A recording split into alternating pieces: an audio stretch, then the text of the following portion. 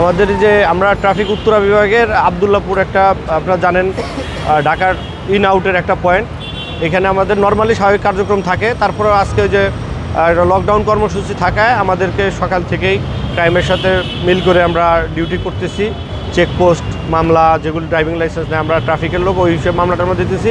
Otherwise তারপরেও যে ক্রাইমের লোক আছে ওদের সাথে মিলে ওরা ওই ব্যাগ ট্যাগ চেক করতেছে, অনাকাঙ্ক্ষিত কোনো পরিস্থিতি যাতে না হয় সেটা এড়ানো যায়। এবং এখন পর্যন্ত আমাদের এখানে কোনো ওই জাতীয় কোনো ঘটনা ঘটে নাই। বা কোনো ধরনের কি কোনো অন্য কোনো কার্যক্রম দেখেছেন কিনা বা কোনো স্বাভাবিকভাবে কি চলছে কিনা? এমনি স্বাভাবিক আছে, লোকজনের একটু মুভমেন্ট কম বা বাস গাড়ি একটু কম,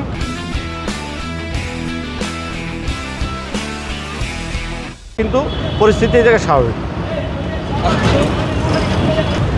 এখানে নর্মালি ইন আউটে একটা পয়েন্ট, তো এখানে সবসময় একটা চেকপোস্ট থাকেই। উত্তরা পূর্ব থানা আর পশ্চিম থানাটা থাকে, আমাদের ট্রাফিকেরও থাকে। তারপর আজকে একটু বাড়তি নজরদারির মধ্যে আছে এলাকা।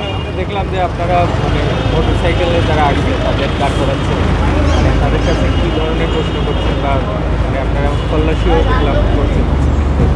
ওই যে ব্যাগ ট্যাগ যাদের মধ্যে কিছু আছে, ব্যাগ থাকলে ওই ব্যাগটা তল্লাশি করতে অনেকে কোনো ক্ষতিকারক কোনো দ্রব্য নিয়ে চলাফেরা করতেছে কিনা এগুলি ক্রাইমের ওরা করতেছে। আর আমরা যে গাড়ি কাগজপত্র ঠিক আছে কিনা, হেলমেট ঠিক আছে কিনা, দুজন চললে এগুলি আমরা